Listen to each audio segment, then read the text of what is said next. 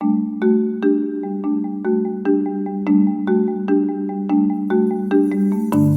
the 2014 corn crop in the United States got underway in April, but the planning for this year's crop goes back even further, as Illinois farmer Paul Jeske explains.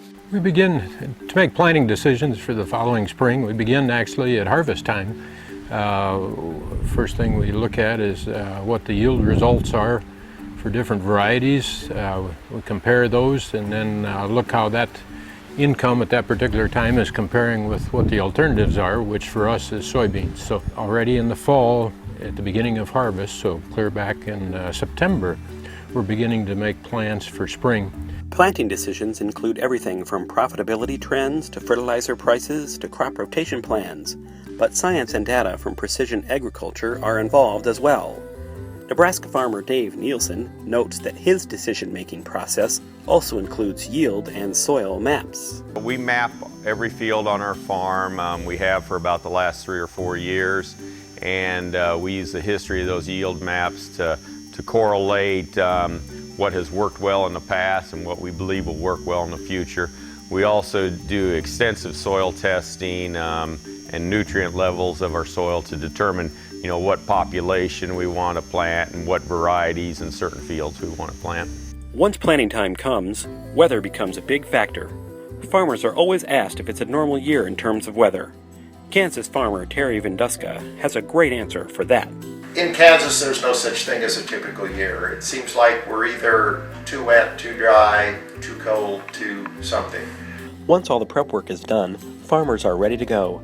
But this year, as planting got underway across the Corn Belt, it was too cold and too wet.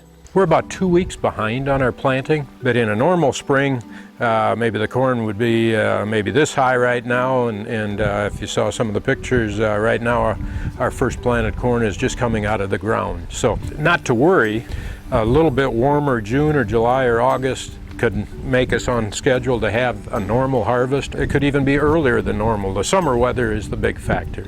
And while planting may have gotten off to a slow start, farmers caught up as weather improved, and that put the crop in position to take advantage of outstanding weather in June and July. Dave Nielsen said he thought the cooler spring would put the crop behind heading into pollination, but the corn plants grew quickly. We're pretty well on schedule. We thought we were going to be a little late going into tasseling, but corn crop grew tremendously fast in June. We had a couple weeks there where it really elongated and grew. We caught some growing degree days, some heat units, and so we're really on about average where we're usually at. We got through pollination great.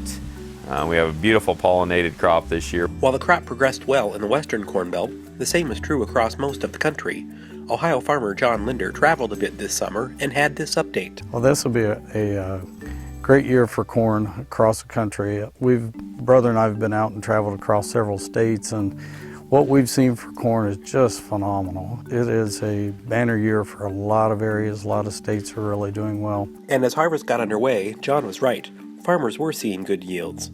In some regions, the crop dries down all the way in the field, but many farmers take advantage of grain dryers to ensure the crop is in good condition before being put in storage. And as we harvest, typically in Ohio, corn isn't dry enough at the end of the growing season to put it straight in the bin. So we use a mechanical dryer, which this is what they call a tower dryer.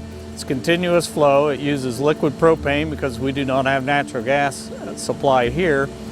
And it heats the corn with a large volume of air to actually remove the moisture with the turning the moisture into a vapor, and then as you see the vapor coming out of the dryer, that's the excess moisture that was in the kernel of corn. John said he takes great care in monitoring the drying temperature because if it gets too hot, the kernel can crack, which will lead to quality issues as the grain is handled.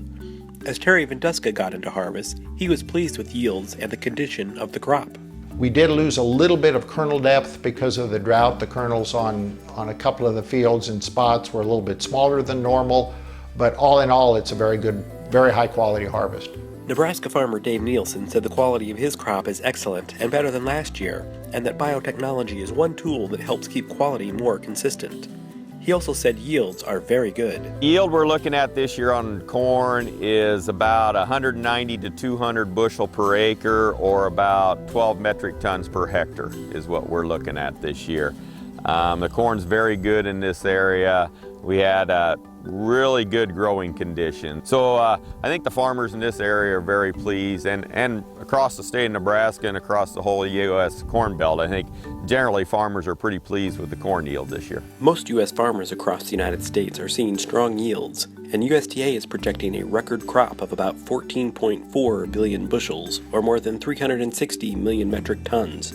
That's a lot of good quality U.S. corn available for buyers around the world, and farmers are already making plans for next year.